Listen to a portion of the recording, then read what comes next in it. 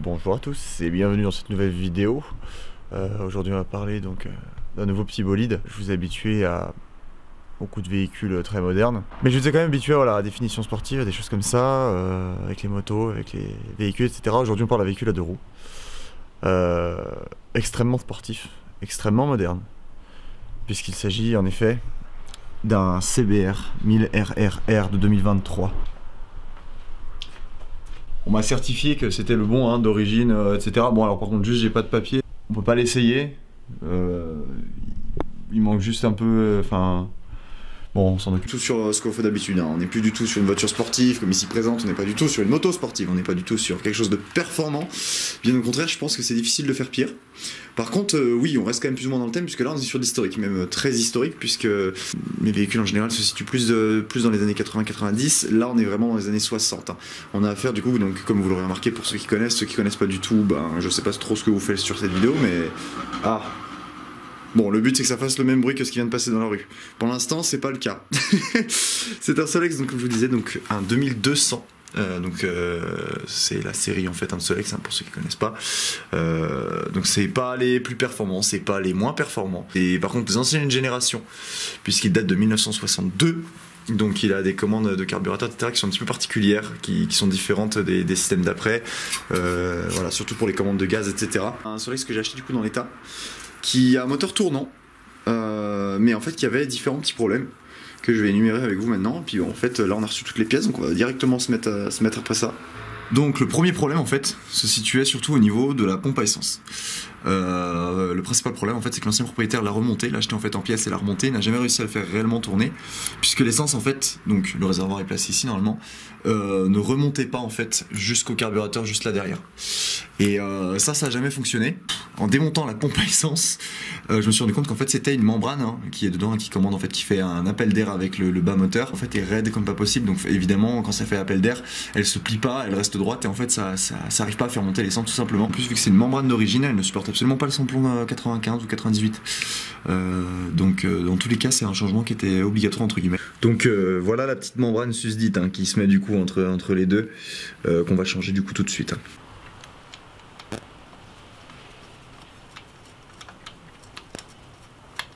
Donc ça du coup c'est l'ancien réservoir du Solex qui bon déjà est pas très beau, hein, il est déjà un peu cabossé, c'est surtout qu'en fait il est troué. Donc en fait on va simplement le changer, du coup on a un réservoir neuf, on va juste récupérer la petite durée, donc ça c'est le retour d'essence qui va venir du carburateur. Et ça de toute façon c'est présent en fait sur le nouveau réservoir que je vais vous montrer. Voilà le nouveau.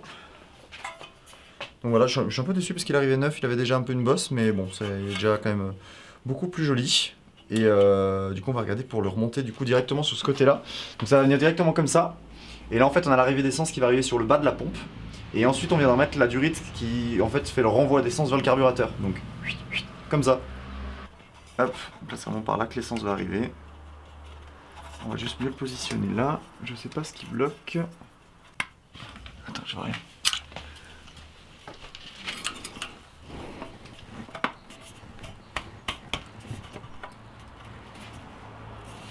Ouais, la cote est quand même bizarre parce que là tu vois il vient forcer. Voilà. Là on n'est pas trop mal. Hop.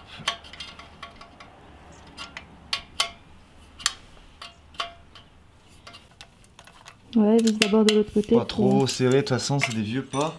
Bah, elle rentre même pas, quasiment. Attends, elle tourne un peu. Donc là on a 5 litres, donc on met 150 ml d'huile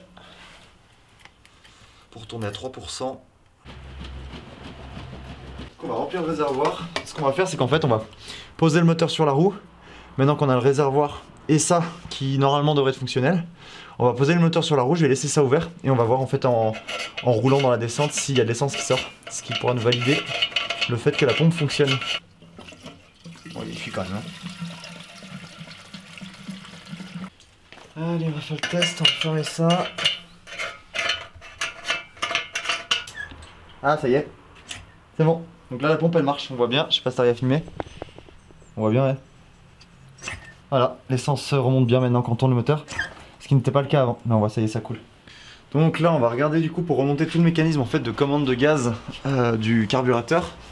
Donc là, bon, faudra qu'on voit si on est obligé de redémonter là pour repasser la durite qui va arriver en fait ici. Donc là, c'est l'arrivée d'essence. Le retour ici va aller ici.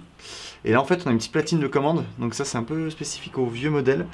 Qui, si je ne dis pas de bêtises, vient comme ça dans ce sens. Et en fait, là, on a le boisseau directement derrière. Et ça vient du coup ouvrir ou fermer l'air essence. Et en fait, du coup, j'ai recommandé un petit ressort parce que je pense qu'il en manquait un. Qui doit logiquement venir là. Et je pense aller chercher ça là. À valider, mais logiquement oui, parce que ça fait en fait le retour de la petite commande qui est au-dessus. Donc ça doit passer là-dedans comme ça. On a du coup un petit mécanisme donc, que j'ai racheté aussi, que j'ai réussi à trouver, qui normalement est le bon, qui va faire en fait un renvoi qui va remonter au niveau de la culasse, pour qu'en fait ici, on ait un système de levier qui vient appuyer sur la soupape de décompression. Voilà, ça tient à peu près en pression. Bon, en tout cas, le ressort est de la bonne longueur. Je pense qu'il fera l'affaire. Oula, on va faire rentrer.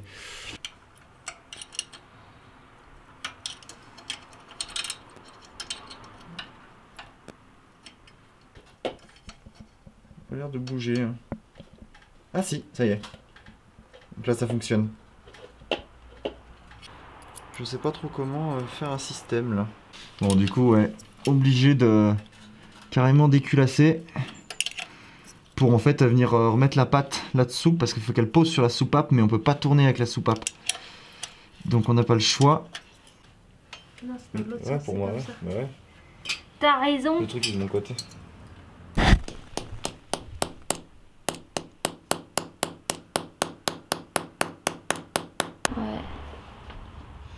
Du coup, la petite pièce qui se barrait, donc on a enlevé carrément le boisseau et en fait en tapant dessus avec le marteau, ça vient le sertir en fait vraiment dessus. Oula, je suis à l'envers donc je vois pas trop.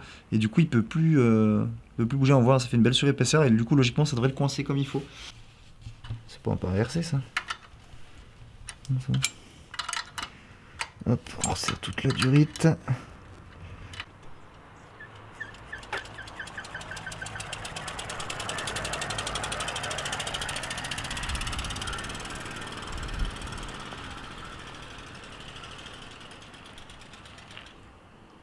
Faudrait. Ça fuit, ça coule de l'essence partout. Je vais garder fermé après. Ce qui est bizarre c'est que j'ai l'impression qu'il n'y a pas d'allumage. Normalement il est quand même censé pétouiller. Mais t'as vérifié la bougie? Changement des roues avant. Faites. C'est magnifique avec les petits flancs blancs. Mama seigneur que ça biche. Deuxième roue, c'était plus compliqué. C'est pas très compliqué à démonter les roues, etc. Même les pneus, hein, mais comme on le voit, en fait, il y a des fonds de jantes pour éviter que les bâtons viennent du coup percer les chambres à air. Il était dans un état lamentable, il avait été rescotché, etc. Et du coup, je me suis fait chier. Je pense qu'un l'ancien proprio avait déjà changé le pneu parce qu'à l'arrière, pour le coup, c'était un pneu plus récent. Alors qu'à l'avant il était vraiment d'époque, il était complètement pété.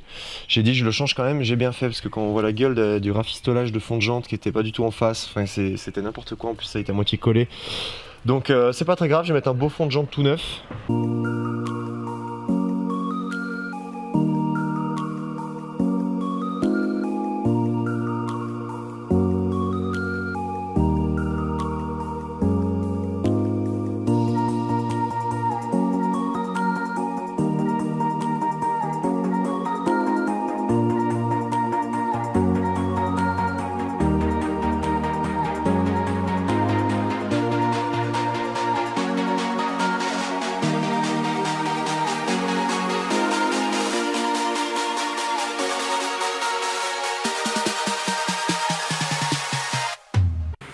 Bon, après réglage, c'est le jour J. Alex démarre et développe sa puissance absolument énorme. Il y a eu quelques petites modifications de fait. En fait, on a un petit souci à la soupape de décompression qui est sur la culasse qui n'était pas étanche. Donc en fait, on n'avait pas de compression. Donc ça ne pouvait pas démarrer. Supplément, il y avait un petit calage d'allumage à faire en fait. Donc il y avait bien de l'allumage. Moi j'ai fait un test pour savoir s'il y avait de l'allumage qui est assez simple, que vous pouvez faire chez vous. J'ai mis le doigt sur la bougie, j'ai fait tourner le moteur, j'ai pris le jus, donc il y avait de l'allumage. Et surtout maintenant l'allumage est bien synchronisé, c'est assez simple à faire avec des techniques avec des feuilles de cigarette, etc. Moi je me suis pas embêté, j'ai regardé sur le côté quand la bille touchait plus. Il y a un petit repère sur le côté, c'est simple comme bonjour. Donc ça c'est tout bon. Il y avait une fuite au niveau du gicleur parce que le gicleur était percé, je sais pas ce qu'on fait les anciens propriétaires. Donc on a remis un gicleur neuf aussi. Donc c'est parti, je vais prendre une petite descente.